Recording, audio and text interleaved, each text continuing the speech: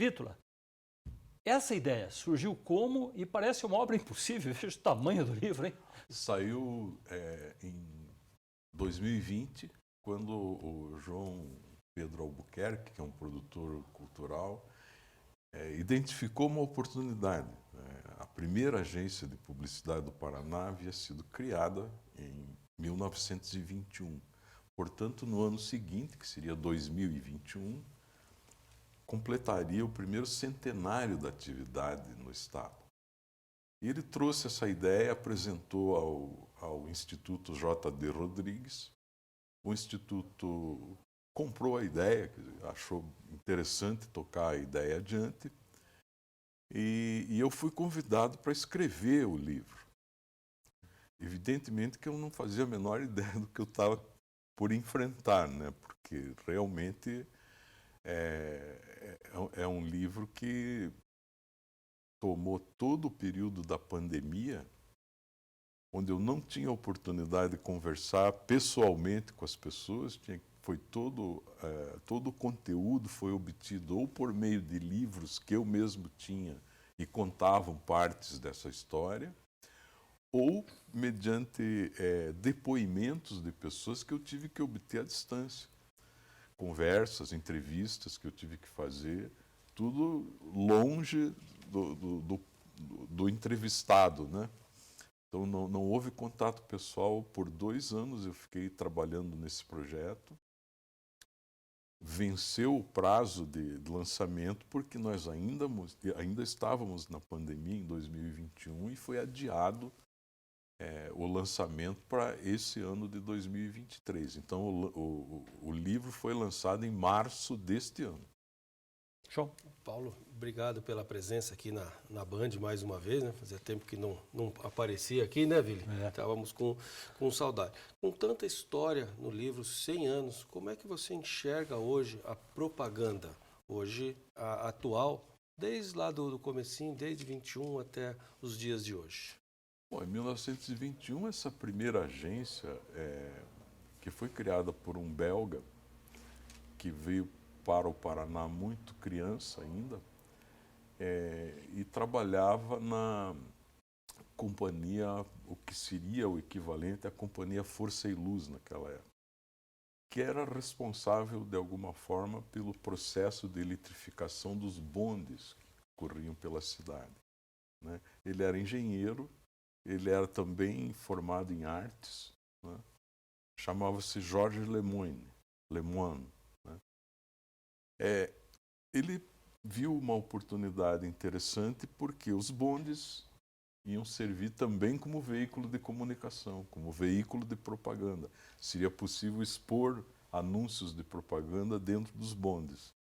E para essa finalidade ele criou a primeira agência, que chamava-se A Propagandista. Ele ficou cuidando desse circuito de bondes, que na época tinha cerca de 2.000 quilômetros, mais ou menos, pela cidade inteira, né? Até o momento que ele se tornou uma figura tão exponencial dentro do mundo da comunicação de então, que uma cervejaria de Ponta Grossa o contratou para cuidar da propaganda dela, a Cervejaria Adriática. Ele fez... Já no bonde. Não, ele fez o lançamento da Cervejaria Adriática como com um conjunto inteiro de meios de comunicação, porque aí nós já tínhamos jornais circulando, tínhamos várias formas de comunicação além do bonde, né? Então ele começou a utilizar de todas essas outras formas de comunicação, que incluíam até aquele homem propaganda que saía com a tabuleta. Até os anos 70 ainda tinha. Os eventos, né, que ele promovia, as promoções interessantes que ele fazia, como, por exemplo, colocar pessoas numa caçamba de caminhão, todas vestidas com turbantes, assim, né? E atrás tinha uma mensagem assim: não tente adivinhar, a cerveja é adriática. E fez um enorme de um sucesso, tão grande sucesso, que a própria Adriática o contratou como seu representante em Curitiba. E aí foi o fim da agência, porque ele começou a se dedicar tanto à área de venda, de comercialização de cerveja. Era uma cidade que tinha uma imigração germânica muito forte. Ele circulava muito bem nesse meio, né? E falava o alemão fluentemente. Tinha jornais que eram escritos ainda em alemão naquele período ali, né? 1920, 21 e seguintes. E ele conseguiu um sucesso tão grande com isso que acabou abandonando a agência de publicidade, fechou a agência de publicidade e ficou sendo representante de cerveja. Mas, Vitor, aí tem um período curioso, porque daí a propaganda praticamente parou no Paraná. Por quê e por quanto tempo? Terminou a agência A Propagandista, do Jorge Lemon, terminou em 1926, portanto durou 5 anos. De 1926 até 1952, mais ou menos, houve um hiato. Não havia mais agências de propaganda para conduzir o negócio em Curitiba. E já tinha rádio, já tinha jornal e não tinha agência de propaganda? Não tinha agência, eram os agenciadores de jornal, agenciadores de emissoras de rádio, que faziam o papel da agência de publicidade. Então, era aquela agência de um homem só, né? Ele ia visitar o cliente, ele mesmo descobria qual a mensagem a ser dada. Normalmente ele era o redator da mensagem, escrevia, e muitas vezes era o próprio locutor do programa. Ele mesmo fazia o anúncio na rádio. Por isso que chamavam a urgência. A urgência. Era eu que fazia tudo. Fazia tudo. Na verdade, era um período muito assim, amador, né, da atividade, não havia também um grande conjunto de informação disponível, exceto aquela informação que vinha das agências norte-americanas e tal, que um ou outro se interessava por aquilo e acabou absorvendo e também transmitindo para o mercado. Então, já era um pouco melhor, vamos dizer assim, do que o lojista, né, o varejista, o industrial, tal, fazia aquilo sozinho. Ele já tinha um assessor de alguma qualidade, né? Mas isso durou esse período, foi até 1951, 52, aí começaram a surgir as primeiras agências um pouco mais estruturadas. Mas o grande boom, né, o grande momento da transformação do mercado foi quando entraram no ar as emissoras de televisão. 60. 1960, 61, né? Que no Paraná já tinha 3 emissoras de televisão. Tinha a TV Paranaense, que foi a primeira, né, a pioneira, Dona Gibe Shed. Tinha a TV Paraná, que era da rede Tupi de televisão, pertencia aos diários associados, Diário do Paraná e TV Paraná. E em Londrina a TV Coroados, que foi também dos diários associados naquele momento. Então, essas 3 emissoras abriram o mercado de publicidade para a televisão no Paraná. E como uma curiosidade até, você falou do bonde, né? Sim. Né? Qual foi a primeira ou as primeiras empresas que apostaram nesse tipo de propaganda? Olha, havia de tudo. Ele tinha na carteira de clientes dele, dá para ver uma marca de charutos que era conhecida na época, acho que era Dannemann o nome, que anunciava nos bondes. Tinha a própria companhia Forceluz, que exibia seus comerciais ali no bonde. Tinha um produto farmacêutico que fazia sucesso na época, que era o Elixir de Nogueira. Também tinha cartazes dentro dos bondes. Enfim, era o que havia de publicidade possível e permitida. E lojas comerciais, né? Tinha bicicletas, né? Prosdóximo, esse tipo de anunciante que normalmente usava jornal na época, né? Já tinha vários jornais na cidade, usava anúncios de jornal. Mas a mídia exterior mesmo, esse cara foi um pioneiro. E a população, como que aceitava? Muito bem, porque primeiro que era uma novidade, né? Andar no trem, nesse Então, bonde. era novidade, bonde o bonde, era uma e novidade, a propaganda. né? Era uma novidade, porque até então o que existia na cidade era o bonde puxado por burros. Então, uma parte da estrutura viária dos bondes foi aproveitada, porque ele corria em cima de trilhos, né? Mesmo puxado por burros, corria em cima de trilhos. Parte desses trilhos foi aproveitada e a outra parte teve que ser construída e eletrificada, né? Para que os bondes circulassem movidos a energia elétrica. Vítor, no século XIX, para o final do século XIX, nós já tínhamos jornais. Em 1927, tivemos a primeira rádio, que foi a Clube. Em 1960, chegaram 2 canais no mesmo ano. Com tudo isso, como é que é possível entender que não tivesse agência de publicidade? Ou o próprio veículo é que resolvia tudo de uma forma que dispensava a existência da agência, já que a propaganda, geralmente, no caso da televisão, era um slide fixo? Sim. Mas veja, mesmo a gente pensando que havia uma emissora de rádio, era uma mesmo. A PRB2 foi solo durante muitos anos, né? Até que surgiu a segunda emissora, tinham se passado quase 10 anos. Era um período os anos 30 ali, né? Era o período do Getúlio Vargas, e aqui no Paraná o interventor era o Manoel Ribas, né?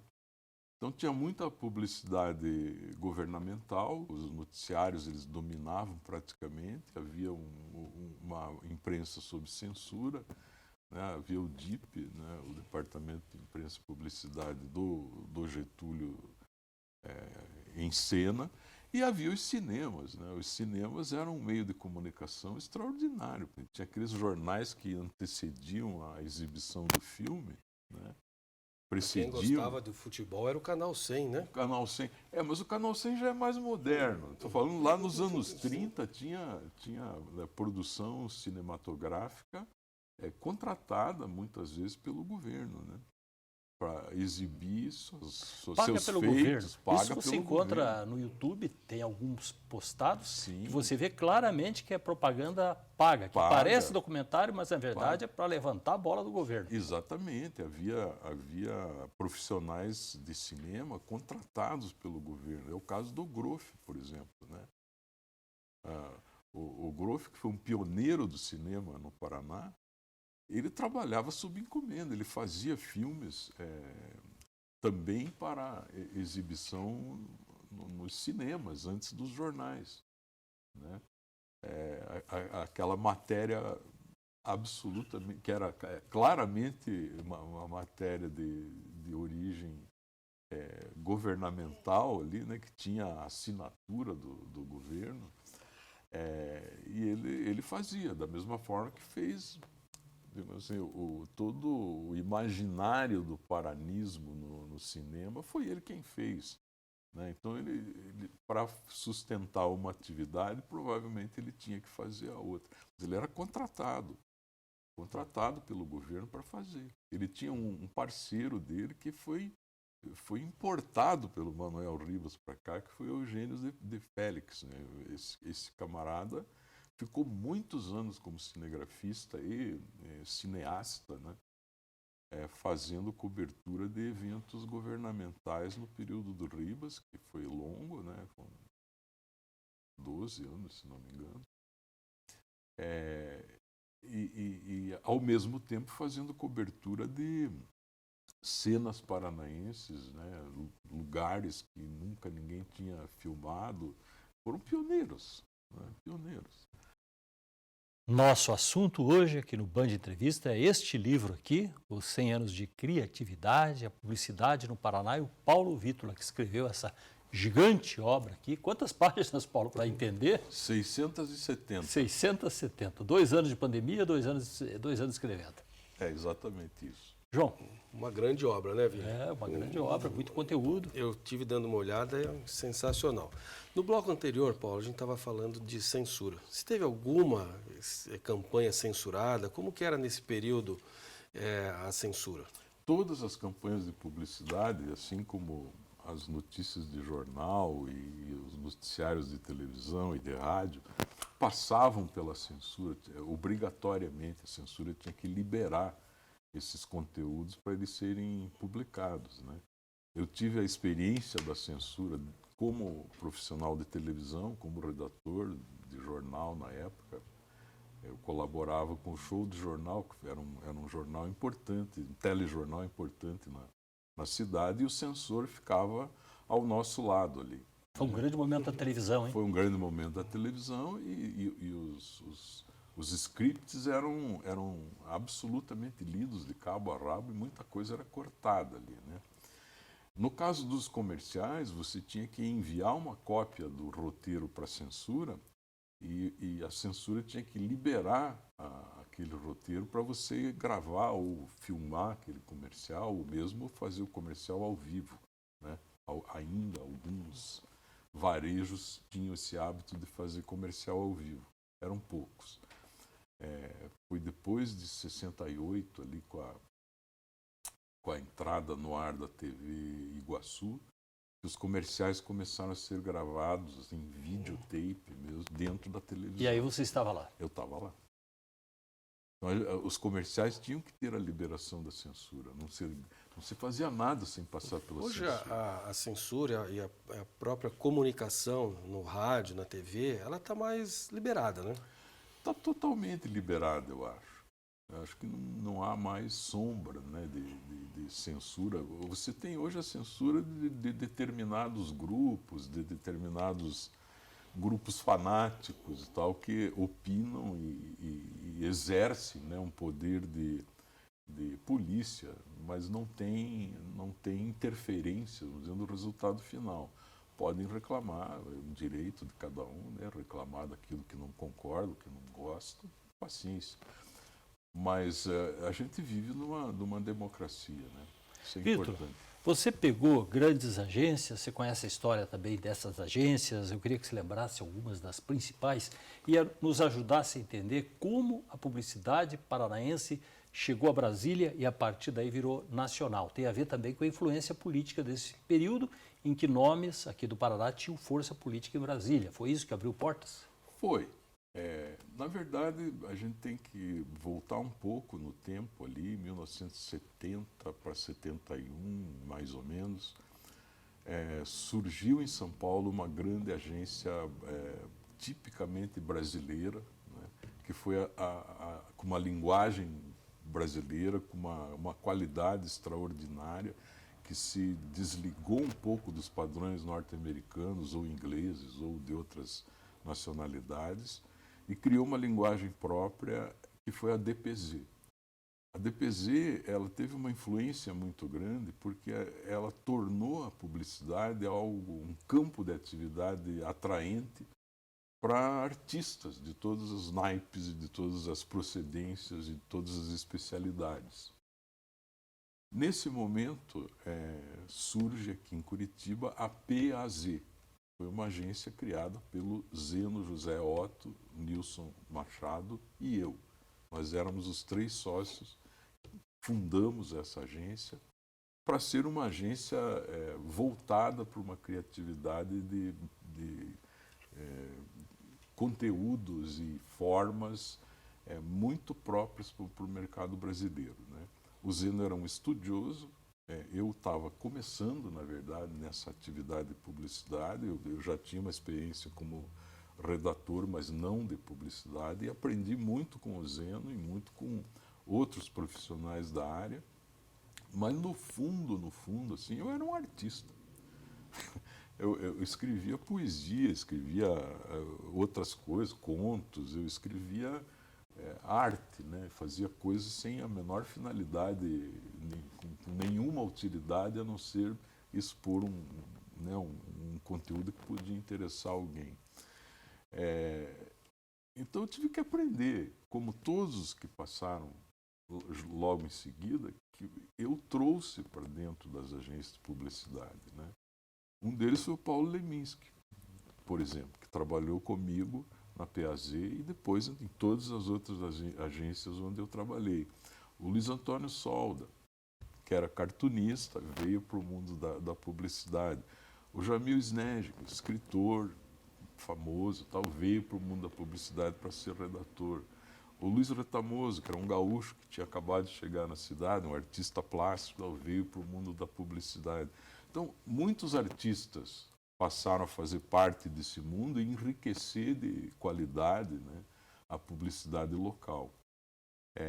Na outra ponta, já no mesmo ano, surgiu a Múltipla, que foi uma agência importantíssima. O Gilberto Ricardo dos Santos, o Desidério Panceira, que era um profissional também, um diretor de arte de alta qualidade, e o Luiz Carlos Zanoni. Os três fundaram a Múltipla, que começou para atender a Prefeitura de Curitiba no primeiro mandato do Jaime Lerner. Assim que o Jaime Lerner assumiu, em 71, eles começaram a se organizar e já em seguida formaram a Múltipla, né? Eu vim a trabalhar na Múltipla muito tempo depois, né? Eu passei uma boa temporada ali na PAZ, depois fui ao Rio, fiz um trabalho como consultor de comunicação do Ministério da Agricultura, trabalhei também com audiovisuais na época no Rio de Janeiro, e voltei para Curitiba, fiquei mais um pouco na PAZ, porque eles me chamaram para voltar, e em seguida a Múltipla me contratou. Então, eu, no final dos anos 70, 79, eu estava na Múltipla e fiquei até 1986 ali. A Múltipla também, todo esse pessoal de quem eu falei, né, foi junto comigo para a Múltipla, e foi a maior agência naquele momento do Estado, né? Ela tinha simplesmente todas as contas do Estado e tinha a conta da Prefeitura, o que era arriscado, porque vamos que mude o governo, né? Que aconteça de mudar o governo e você perca todo o teu faturamento da noite para o dia. E não foi outra coisa que aconteceu, né? Quando o Saul Raiz perdeu a eleição para o José Richa, acabou a Múltipla. Ela simplesmente começou a declinar, perdeu 90% do seu faturamento e surgiu a oportunidade de fazer uma fusão com a Opus. Aí começa a história da Opus Múltipla. Falando nisso, o José Dionísio Rodrigues, que foi o incentivador, que viabilizou esse teu trabalho aqui, dá para dizer que ele é o sobrevivente de todas essas eras e também o que ajudou muito é o fato de ter filhos que se entusiasmaram pela publicidade e estão até hoje aí. É verdade. Ele foi mesmo, ele é o sobrevivente mais visível, né, desse momento aí dos anos 70 para cá. Ele jamais deixou a atividade, né, esteve sempre à frente da agência, primeiro a Soma, depois a Opus e Múltipla, depois a Opus Múltipla. E hoje o grupo OM de comunicação, que é formado por 6 empresas, cada uma numa área de especialidade, fazendo um grupo de comunicação integrada. Então, realmente, ele foi um visionário, um cara que enxergou antes de todo mundo as mudanças que iam ocorrer no decorrer do tempo futuro, né? Porque quem pensava que o mundo digital ia entrar com tanta força nesse mundo da comunicação publicitária? É isso que eu ia te perguntar a respeito das redes sociais. Elas mais ajudam hoje ou elas mais atrapalham hoje a publicidade? São uma mídia complementar, na verdade, importantíssima. Hoje é considerada a mídia número 1 de qualquer ação de comunicação integrada, né? Ela consome, ela tem a mesma importância que a televisão já teve no passado, né? A televisão era a mídia número 1, porque todo mundo assistia a televisão, né? A televisão aberta. Depois, com a vinda do streaming, das TVs a cabo e tal, a televisão aberta foi perdendo um pouco do seu público, mas continua existindo até hoje e sempre vai existir, na minha opinião, né? Porque atende um determinado público que é fiel, assiste, acompanha, gosta da televisão aberta. Vitor, nós temos um minuto. Como encontrar esse livro? Esse livro está à venda exclusivamente numa loja virtual chamada Palavraria, palavraria.com.br. entrando na palavraria, tem todo o caminho lá para conhecer, não só esse livro, como outros que eu publiquei, e eles estão lá à venda, junto com discos e outras coisas que eu fiz durante o meu período, são meus produtos. E eu também tenho um acesso livre a todas as minhas músicas, todas as é músicas. verdade, você tem um trabalho que foi muito conhecido nas últimas décadas. Todas as músicas que eu compus, que tem como parceiros o Marinho Galera, o Lápis, o Reinaldo Godinho e vários outros, né, estão disponíveis gratuitamente para quem entrar no www.palavraria.com.br. Vitor, muito obrigado, e é um dia histórico, porque recebemos aqui a própria história da propaganda. Muito obrigado. Obrigado eu, muito obrigado. Obrigado pela presença. Uma boa noite. E nosso agradecimento a você que ficou ligado aqui na Band.